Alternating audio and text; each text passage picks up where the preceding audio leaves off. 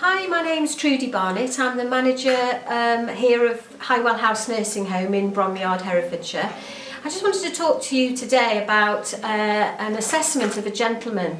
I was asked to go and see him by a private social worker actually, who was employed by this gentleman's solicitor. And they were concerned about him. He had previously lived in a residential home and actually now wanted a nursing placement. So I was approached and asked to go and assess this gentleman in an acute hospital not too far from here.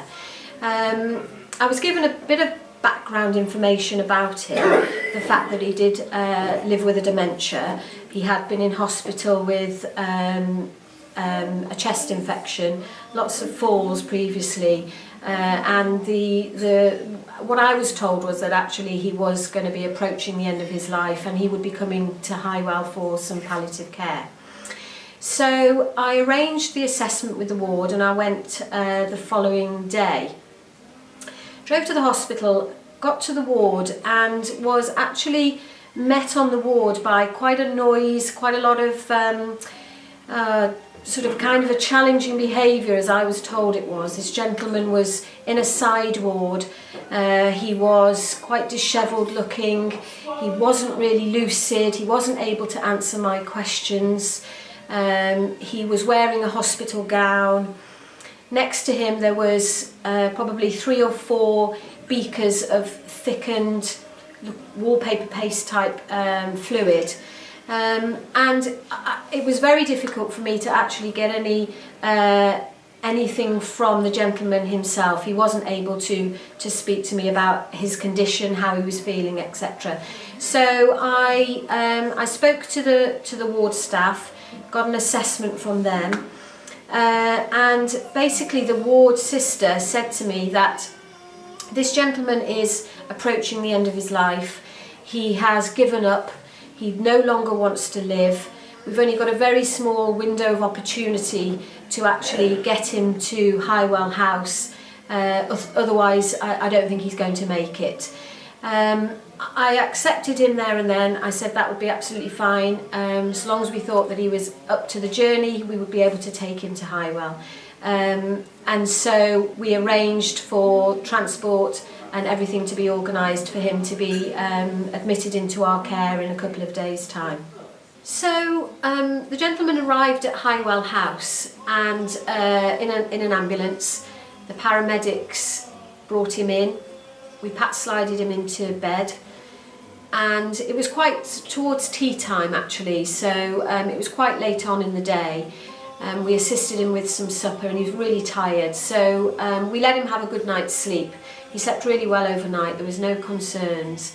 And then the following day, we made a decision between us as a team that actually we were going to assess him with a physiotherapist as well and work out how we could improve this gentleman's life and start to make a difference for him. And this is how the red to green approach has actually really helped us in our mindset that we don't want to give up on somebody. We don't want to accept that somebody is necessarily dying or at the end of their life until they prove us otherwise.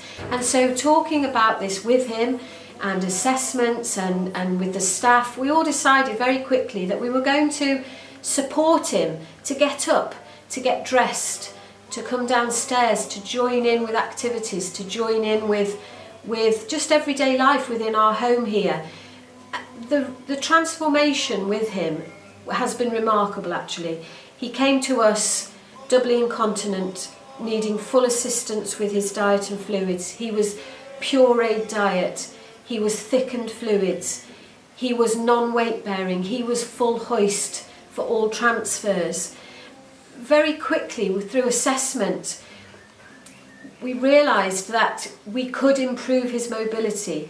We transferred him using initially a Sarah Steady, which is a piece of equipment that we didn't need to full hoist him anymore. He was able to actually weight bear and bear some of his weight. So that was an improvement straight away. That was the following day. He came downstairs, we assisted him with some breakfast. Very quickly he picked up the spoon and started doing it himself.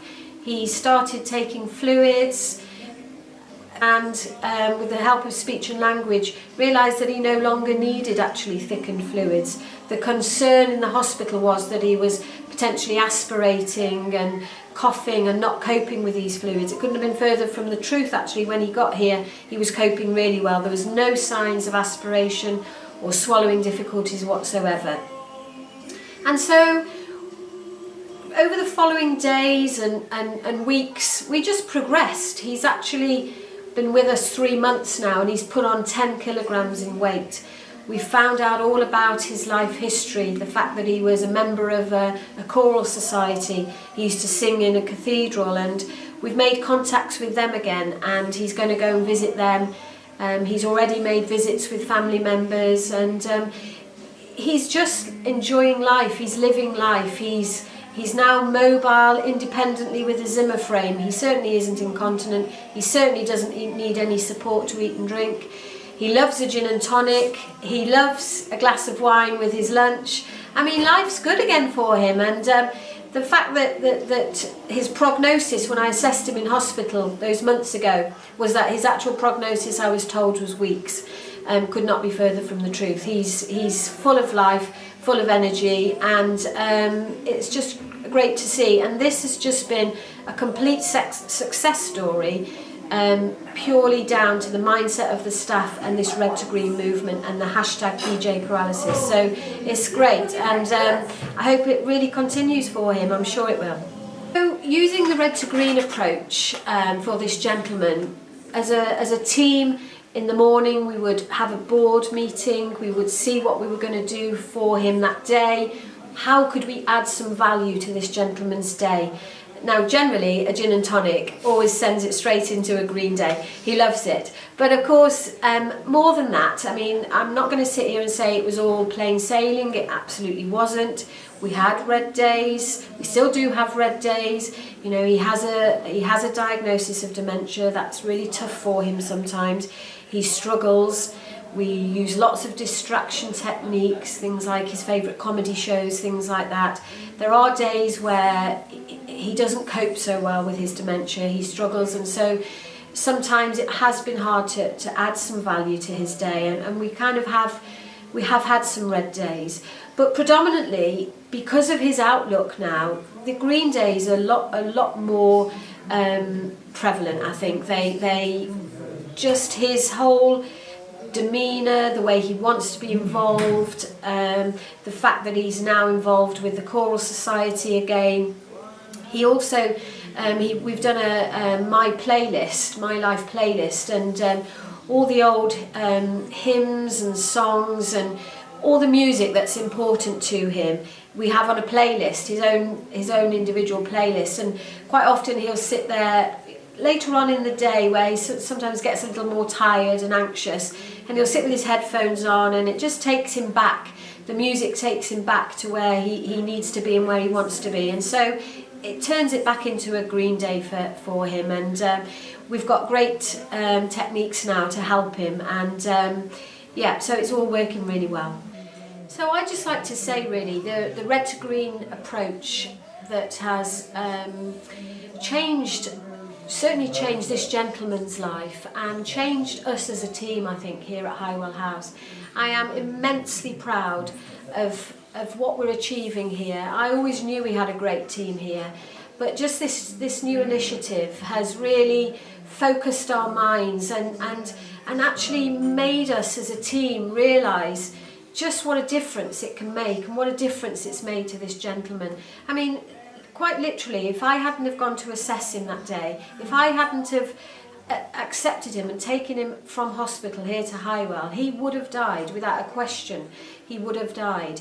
But now, because of the team at Highwell, because of what we're achieving here, he is living again, and the feedback that we get from him, the feedback that we get from the family, the feedback actually that we've had from his social worker and his solicitor has just been amazing. They cannot believe it's the same person. They thought that they were going to lose him, and you know, he's a treasured member of their family, a friend, and they genuinely thought they were going to lose him. And to see him now and to see them outside, enjoying the fresh air, having a glass of wine in the garden together is just an amazing achievement. And so we're just going to keep going with this red to green approach, and just so proud of the staff and everything that they're doing here, and we just want to carry on with that.